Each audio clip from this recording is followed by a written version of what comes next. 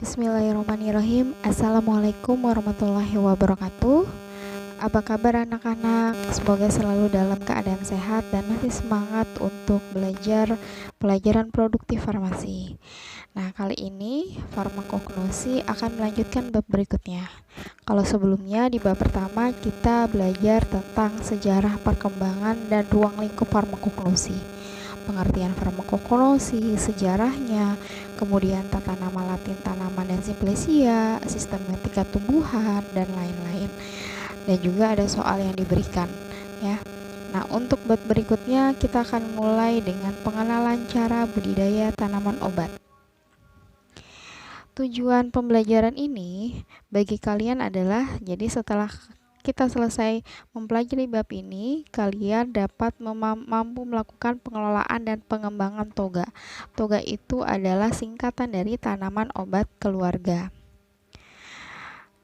Indikator keberhasilan dari tujuan pembelajaran ini adalah kalian mampu menjelaskan konsep toga, mempraktikkan pengelolaan dan pengembangan dari tanaman obat keluarga.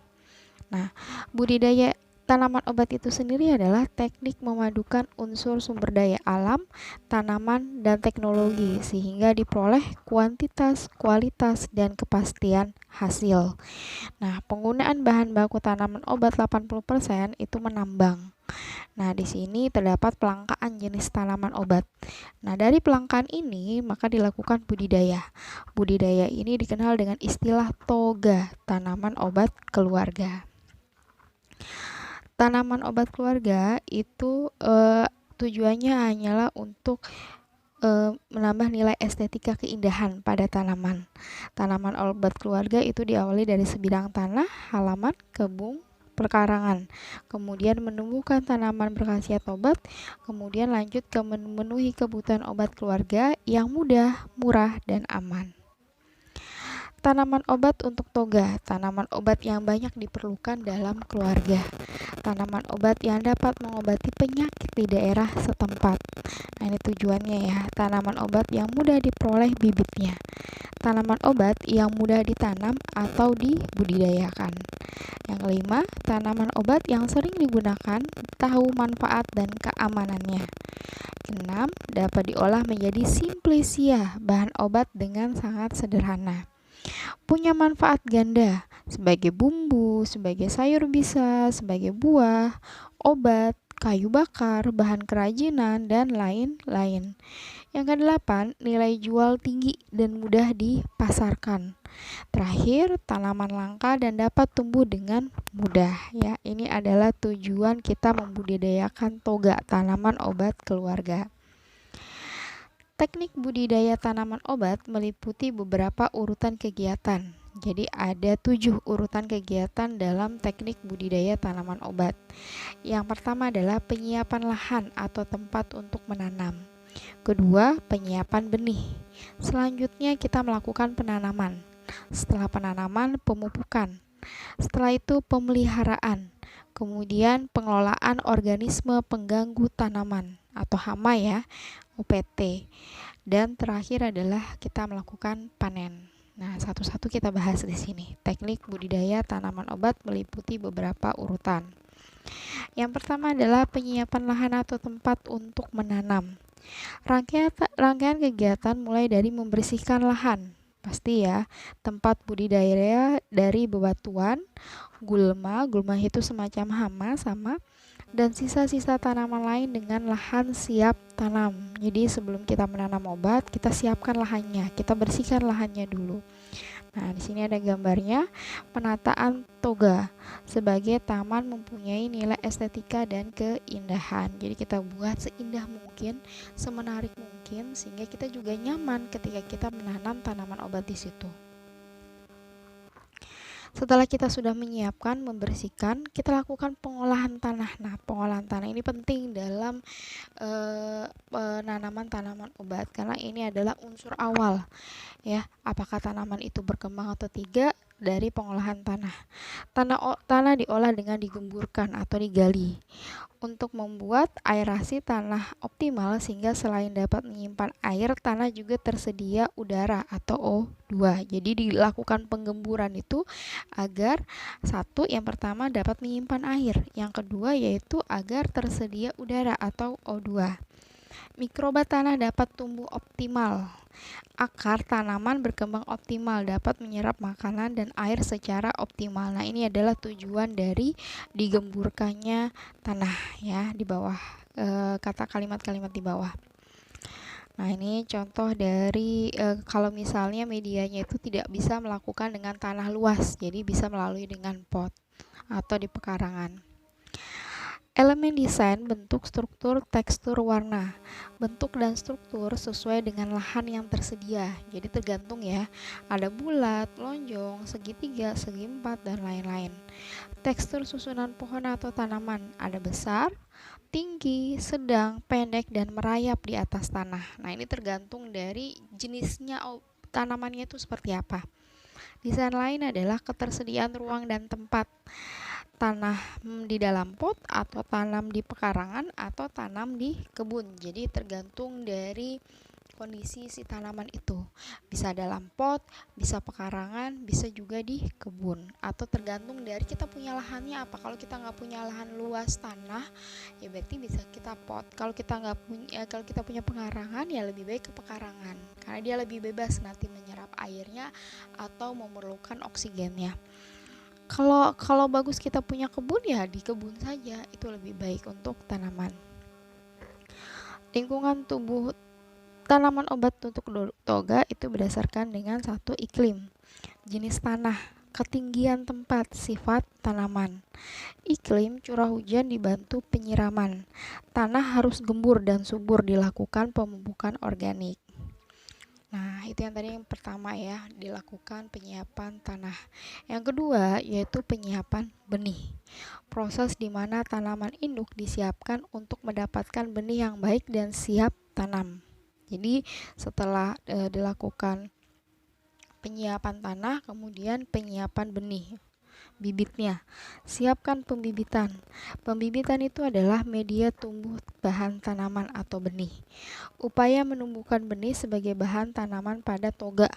Kepastian bahwa tanaman yang akan ditanam dapat tumbuh ya. Pembibitan. Media tumbuh pembibitan, harus gembur, subur, murah, dan mudah didapat.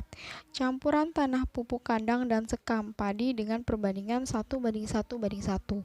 Tanah plus pupuk kandang perbandingan 1:2 atau 1:3. Bahan tanaman rimpang nih, contoh bahan tanaman rimpang: jahe, kunyit, kencur, temulawak, lempuyang, temu putih, dan temu-temuan. Ukurannya bisa 10-40 gram, mempunyai 2-3 mata tunas. Nah, ini contoh bahan rimpang yang bisa kita tanam. Nah, ukurannya bisa sampai 10-40 gram dan mempunyai 2-3 mata tunas ya. Contohnya jahe, kunyit, kencur, temulawak, dan lain-lain. Nah, ini stek.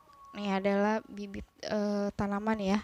Bibit tanaman yang untuk obat itu contohnya ada kumis kucing, handelim, nilam, kejibeling, sereh, cabai jawa, brotowali, binahong, kemukus, jinten, dan sambung nyawa. Nah, ini contoh tanaman yang memang dia bibitnya dari stek ya. Panjangnya 20-25 cm. Pilih yang kurus ya. Ini bibitnya.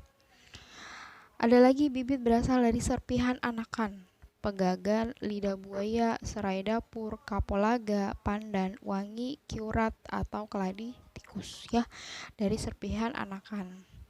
Cangkokan adalah juga bibit dari cangkokan. Nah, cangkokan ini contoh tanamannya apa? Mengkudu, kayu manis, belimbing, kepel, salam, dan asam. Sambung, bisa disambung ya, contohnya tanamannya manggis, belimbing, anisata, dan mengkudu. Sambung pucuk, jadi pucuknya diambil, kita sambung. Nah, ini contohnya ya. Nah, yang ketiga, kita melakukan penanaman. Proses meletakkan benih ke dalam lubang tanam atau alur yang sudah disiapkan sesuai jarak tanam. Penanaman bibit. Nah, ini penanaman bibit, contoh gambarnya bisa dilakukan di dalam pot atau di pekarangan. Menanam di dalam pot, polybag, karung ya, bisa pot, polybag atau juga karung. Tanah dicampur dengan kompos atau pupuk kandang, perbandingannya 1:1, 1:2 atau 1:3 tergantung tanamannya tuh jenis apa dulu gitu ya. Menanam di dalam pot, polybag, karung. Nah, ini contohnya. Yang keempat, poinnya pemupukan. Pemberian unsur hara berupa pupuk organik dan anorganik ke tanaman dengan tujuan untuk memenuhi kebutuhan unsur hara yang diperlukan sehingga tumbuhan dapat tumbuh optimal dan berproduksi optimal. Nah, ini setelah kita sudah menyiapkan bibit, kita melakukan apa? Kita melakukan pemupukan. Pemupukan ya. Lahan tempat menanam, tanahnya dicampur dengan pupuk organik, kompos, pupuk kandang, kotoran hewan ternak yang sudah diolah menjadi pupuk ya. Contoh-contoh pupuk organik itu ada kompos, pupuk kandang, kemudian kotoran hewan. Pupuk kandang mampu memperbaiki struktur tanah menjadi remah, gembur selain dapat menambah kesuburan tanah non kimiawi. Kelima itu pemeliharaan. Setelah dilakukan tadi, kita melakukan pemeliharaan, yaitu suatu rangkaian kegiatan yang mencakup kegiatan penyulaman, penyiangan, penyiraman atau pengairan, penggemburan, dan pembubunan. Pemeliharaan bibit. Nah, ini penyiraman musim kemarau biasa dilakukan setiap 2 hari sekali. Penyiangan rumput pengganggu atau gulma. Nah, ini contoh-contoh gambarnya dilakukan. Pemeliharaan tanaman, penyiangan membuang gulma atau rumput ya. Itu penyiangan membuang gulma atau rumput. Menyulam atau menggantikan tanaman mati. Jadi kalau ada tanaman mati langsung bisa digantikan dengan tanaman yang sudah kita pelihara sebelumnya. Pupuk menggunakan pupuk organik, seminimal mungkin menggunakan pupuk non kimiawi. Pengairan atau penyiraman, pemberantasan hama dan penyakit menggunakan pestisida nabati, mekanik, dan manual. Keenam, pengelolaan organisme pengganggu tanaman atau OPT. Tindakan pengendalian dilakukan untuk mencegah kerugian pada budidaya tanaman yang diakibatkan oleh OPT dengan cara memadukan satu atau lebih teknik pengendalian yang dipadukan dengan satu kesatuan. Nah, pemberantasan dan pencegahan serangan hama itu terdiri dari pemberantasan serangan hama dan penyakit. Bisa dilakukan dengan pestisida hayati berupa larutan daun tembaga atau sebutan istilahnya adalah mimba. Yang kedua, pencegahan serangan hama dan penyakit. Bisa dilakukan dengan apa? Membersihkan rumput, gulma, serta membuang tanaman yang kering, mati, dan terserang penyakit. Nah, poin terakhirnya setelah semua rangkaian penanaman kita lakukan, itu yang terakhir adalah panen. Kegiatan pengambilan hasil dengan cara membongkar atau mencabut dengan cara menggunakan tangan, garpu, atau mungkin cangkul, tergantung dari kondisi tanamannya itu seperti apa ya. Panen herba daun, herba saat berbunga, jadi dilakukan dengan saat berbunga. Panen tepat waktu agar zatnya berkhasiatnya tinggi, jadi bisa dihasilkan atau dimanfaatkan sebagai obat. Jadi memotong menggunakan alat pemotong yang tajam dan bersih. Nah, ini contoh kalau kita panennya daun. Ya, nah. Oke, itu jadi ada 7 rangkaian dalam penanaman budidaya tanaman obat. Terima kasih, semoga bermanfaat. Wassalamualaikum warahmatullahi wabarakatuh.